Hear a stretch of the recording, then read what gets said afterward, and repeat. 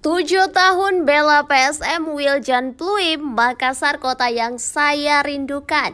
Mantan Kapten PSM Makassar Wiljan Pluim menyampaikan pengakuan mengejutkan soal Indonesia dan secara khusus kota Makassar. Pluim mengaku dirinya memiliki rasa kerinduan dan ini diungkapkannya dalam sesi wawancara dengan media Belanda Algemeen Dagblad.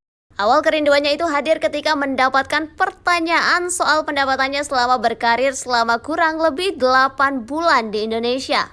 Dari sini ia kemudian mengungkapkan dirinya punya ikatan dengan Indonesia, khususnya kota Makassar yang membuatnya begitu rindu.